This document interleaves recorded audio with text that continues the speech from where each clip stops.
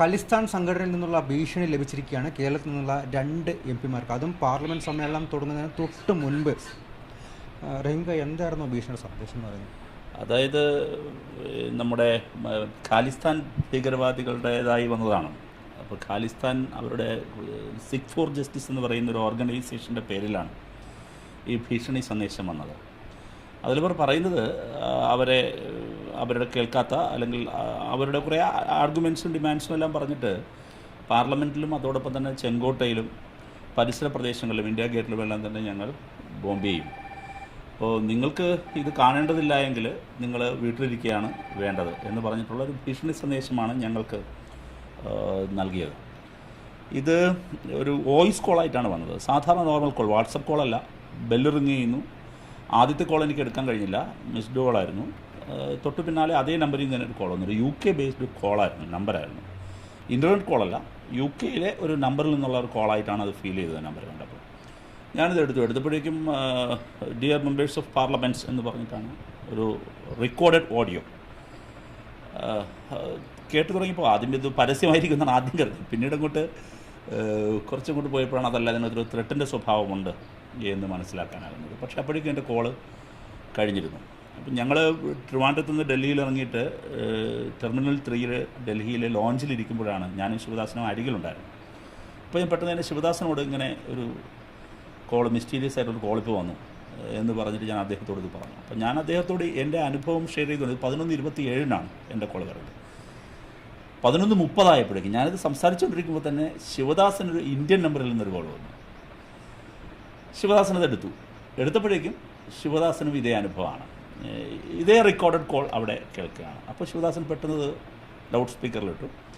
അപ്പോഴേക്കും കോള് ഒരു അല്പം അങ്ങോട്ട് കഴിഞ്ഞിരുന്നു. ഞാനപ്പോൾ തന്നെ എൻ്റെ ഫോൺ പെട്ടെന്ന് ഒരു വാട്സാപ്പ് നമ്പറിലേക്ക് പെട്ടെന്ന് റെക്കോർഡ് ചെയ്തെടുത്തു. എൻ്റെ ഫോണിലത് റെക്കോർഡ് ചെയ്തെടുത്തു. അപ്പോൾ ശിവദാസൻ ലൗഡ് സ്പീക്കറിലിട്ടതിനെയാണ് ഞാൻ റെക്കോർഡ് ചെയ്തെടുത്തത്. റെക്കോർഡ് ചെയ്തിട്ട് നോക്കുമ്പോൾ സംഗതി ശരിയാണ്. അപ്പോൾ അതൊരു ത്രെട്ടിൻ്റെ സ്വഭാവമുണ്ട്. പെട്ടെന്ന് തന്നെ ഞങ്ങൾ ഡൽഹി പോലീസിനെ കോൺടാക്ട് ചെയ്തു. ഡൽഹി പോലീസിന് പെട്ടെന്ന് തന്നെ ഈ വിവരങ്ങൾ കൈമാറി, വന്ന നമ്പറുകൾ കൈമാറി, ശബ്ദ സന്ദേശം കൈമാറി. രാത്രി ഒരു 12:00 കൂടി തന്നെ ഉയർന്ന പോലീസ് ഓഫീസർമാർ, സൈബർ സെല്ലുമായി ബന്ധപ്പെട്ട ഉയർന്ന ഓഫീസർമാർ ഞങ്ങളെ വന്ന് കണ്ടു. ഞങ്ങളുടെ പ്രാഥമിക വിവരങ്ങൾ നേരിട്ടവർ സ്വീകരിച്ചു. ഞങ്ങളെല്ലാ വിവരങ്ങളും അവർ കൈമാറി. അതിന് പുറമെ തന്നെ ഇതിൻ്റെ ഗൗരവ സ്വഭാവം മനസ്സിലാക്കി ബഹുമാനപ്പെട്ട രാജ്യസഭാ ചെയർമാന് ഇന്നലെ രാത്രിയിൽ തന്നെ ഞങ്ങൾ ഇരുവരും മെയിൽ ചെയ്യുകയും ചെയ്തു ഈ സംഭവത്തെ കാണിച്ചുകൊണ്ട്. അതായത് ഒരു നേരിട്ടൊരാൾ സംസാരിക്കാനില്ല, മറിച്ചൊരു റെക്കോർഡഡ് മെസ്സേജ് പ്ലേ ചെയ്യുക. റെക്കോർഡഡ് മെസ്സേജ് ആയിരുന്നു. രണ്ടിലും ഒരേ റെക്കോർഡഡ് മെസ്സേജ് തന്നെയാണ്. എനിക്ക് കിട്ടിയതും അയാൾക്ക് കിട്ടിയതും ഒരേ ശബ്ദം തന്നെയാണ്. ആ ശബ്ദത്തിൽ റെക്കോർഡ് ചെയ്ത് വെച്ചിരിക്കുകയാണ്. ഒരേ മാറ്ററാണ്. ആ മാറ്റർ ഒരേ ശബ്ദമാണ്. ഖലിസ്ഥാനെ സംബന്ധിച്ച് ഭീഷണികൾ ഇതിനു മുൻപ് ഉണ്ടായിട്ടുണ്ട്, പതിവ് രീതിയാണ്. പക്ഷേ പാർലമെൻറ്റ് സമ്മേളനം നടക്കുന്ന സാഹചര്യത്തിലാണ്, പ്രത്യേകിച്ച് ബജറ്റ് സമ്മേളനം നടക്കുന്ന സാഹചര്യത്തിലാണ് ഇങ്ങനൊരു ബോംബ് ഭീഷണി അടക്കം വന്നിരിക്കുന്നത്. അതീവ ഗൗരവമാണ്. ഗവൺമെൻറ് ഇതിനെ, കേന്ദ്ര സർക്കാർ വളരെ ഗൗരവത്തോടു കൂടി ഇതിനെ സമീപിക്കണമെന്ന് തന്നെയാണ് ഞങ്ങളുടെ അഭിപ്രായം. ഒരുതരം ഭീഷണികളുടെ മുമ്പിലും രാജ്യം മുട്ടുമടക്കേണ്ടതില്ല. പക്ഷേ എല്ലാ തരത്തിലുള്ള മുൻകരുതലുകളും സർക്കാർ എടുക്കണം. ഞങ്ങളുടെ ശ്രദ്ധയിൽ വന്നൊരു കാര്യം അപ്പോൾ തന്നെ അറിയിക്കുകയും ഞങ്ങളുടെ എല്ലാ ഇനിഷ്യേറ്റീവും ഞങ്ങൾ എടുക്കുകയും ചെയ്തു. കാരണം ഇത് രാജ്യസുരക്ഷയുമായി ബന്ധപ്പെട്ട കാര്യമാണ്.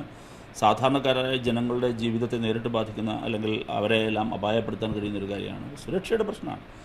അപ്പോൾ തീർച്ചയായും ഗവൺമെൻറ് വളരെ ഗൗരവത്തോടു കൂടി അത് കൈകാര്യം ചെയ്യുമെന്നാണ് ഞങ്ങൾ കരുതുന്നത്. ഇന്നലെ രാത്രി തന്നെ ഉയർന്ന ഓഫീസർമാർ ഇങ്ങോട്ട് കോൺടാക്ട് ചെയ്യും, ഞങ്ങളെ വന്ന് കാണുകയും അർദ്ധരാത്രിയായിട്ട് പോലും എപ്പോഴാണ് വന്ന് കാണേണ്ടതെന്ന് ചോദിച്ചപ്പോൾ രാത്രി ഞങ്ങൾക്കൊരു തടസ്സമായിരുന്നില്ല ഇക്കാര്യത്തിന്. വന്നോളൂ എന്ന് പറഞ്ഞു. അർദ്ധരാത്രിയിൽ തന്നെ അവർ വന്നു. ഏതാണ്ട് ഒരു 12:35 അവർ ഞങ്ങളുടെ അടുത്തേക്ക് എത്തുന്നത്. അതിനുശേഷം ഞങ്ങൾ എല്ലാ വിവരങ്ങളും അവർക്ക് കൊടുത്തു. ഗവൺമെൻറ് വളരെ ഗൗരവത്തിൽ കാര്യം സ്വീകരിക്കുമെന്ന്, അല്ലെങ്കിൽ എടുക്കുമെന്ന് തന്നെയാണ് ഞങ്ങൾ കാണുന്നത്. മറ്റേതെങ്കിലും എംപിമാർക്ക് ഭീഷണി സന്ദേശം ലഭിച്ച പോലീസിൽ നിന്ന് അറിവ് ലഭിച്ചിട്ടുണ്ടോ? ഇല്ല. പക്ഷേ പോലീസ് ഓഫീസേഴ്സുമായിട്ട് സംസാരിക്കുമ്പോൾ, പ്രത്യേകിച്ചും ചെങ്കോട്ടയുടെ എല്ലാം ചുമതലയുള്ള പോലീസ് ഓഫീസേഴ്സുമായിട്ട് ഞാൻ സംസാരിച്ചിരുന്നു. അപ്പോൾ അവർ പറഞ്ഞത് ഇത്തരത്തിലുള്ള ഇന്നലെ ഈ മെസ്സേജ് വളരെ മറ്റു ചിലർക്കും പോയിരുന്നു, വളരെ വ്യാപകമായി തന്നെ പലയിടത്തും പോയിരുന്നു. അപ്പോൾ എന്തായാലും മറ്റ് എംപിമാർ കിട്ടിയിട്ടുണ്ടോ എന്നുള്ള കാര്യം എനിക്കറിയില്ല. പിന്നെ ഇത് പലരും യഥാർത്ഥത്തിൽ ഇത് ചിലപ്പോൾ കോൾ ഡ്രോപ്പ് ചെയ്യും. ഇത് കേട്ടു തുടങ്ങുമ്പോൾ തന്നെ ഇതൊരു പരസ്യമാണ്, അല്ലെങ്കിൽ റെക്കോർഡഡ് മെസ്സേജുകൾ, പലതരത്തിലുള്ള റെക്കോർഡഡ് മെസ്സേജുകൾ നമുക്ക് വരുമല്ലോ. അപ്പോൾ അതുകൊണ്ട് ചിലർ ഡ്രോപ്പ് ചെയ്തായിരിക്കാം. എനിക്ക് തന്നെ ഇപ്പോൾ ആദ്യത്തെ മിസ്ഡ് കോൾ വന്നു. അപ്പോൾ ഞാൻ ഫ്ലൈറ്റിൽ നിന്ന് ഇറങ്ങിയ ഉടനെയാണ് ഇത് വരുന്നത്. അപ്പോൾ അതിനു മുമ്പ് ഞാൻ ഫ്ലൈറ്റിലായിരുന്നു, ഫ്ലൈറ്റ് മോഡിലായിരുന്നു.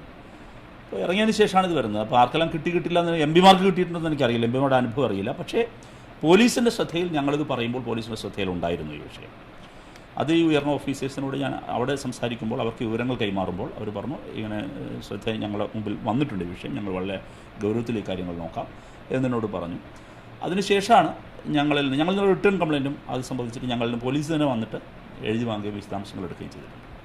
എന്തായാലും അതീവ ഗൗരവത്തോடு തന്നെയാണ് കാണുന്നത്. പോലീസിനെയും അറിയിച്ചിട്ടുണ്ട്, രാജ്യസഭാ ചെയർമാനെയും അറിയിച്ചിട്ടുണ്ട്. നിയമ നടപടികളുമായി തന്നെയാണ് എം പിമാർ മുന്നോട്ട് പോയിക്കൊണ്ടിരിക്കുന്നത്.